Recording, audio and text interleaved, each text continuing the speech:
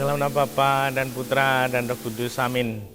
Bu Bapak, saudari, saudaraku yang terkasih, kaum muda, adik-adik, salam, bantul kasih, berkah dalam.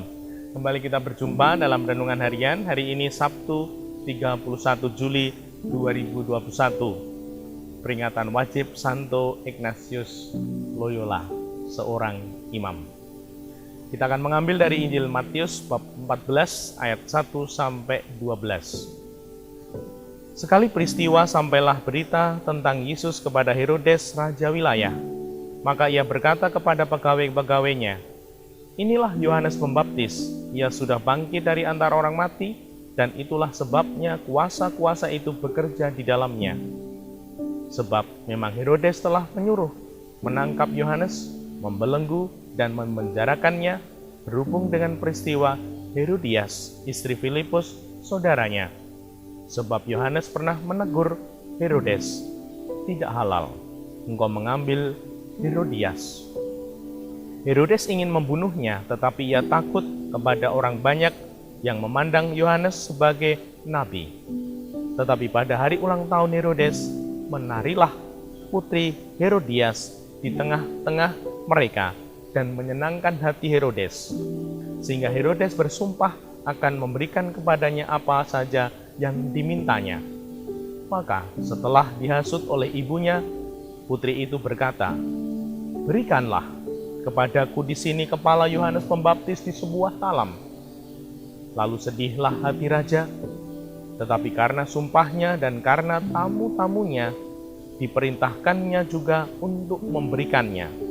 Disuruhnya orang memenggal kepala Yohanes di penjara dan membawanya di sebuah talam, lalu diberikan kepada putri Herodias, dan putri Herodias membawanya kepada ibunya. Kemudian datanglah murid-murid Yohanes Pembaptis mengambil jenazah itu dan menguburkannya. Lalu pergilah mereka memberitahu Yesus. Demikianlah Injil Tuhan. Terpujilah Kristus. Bu Bapak, saudari, saudaraku yang terkasih, bacaan ini membimbing kita sebagai manusia yang sungguh manusia. Mengapa saya mengatakan sungguh manusia? Karena kita manusia yang sungguh punya kelemahan, punya kekurangan, sering jatuh dalam keliru, salah, bahkan berdosa. Semoga kita sadar hal ini. Dan bacaan ini memberi gambaran kepada kita. Saya kutipkan. Sebab Yohanes pernah menegur Herodes, "Tidak halal engkau mengambil Herodias." Herodes ingin membunuhnya, tetapi ia takut kepada orang banyak yang memandang Yohanes sebagai nabi. Ditegur.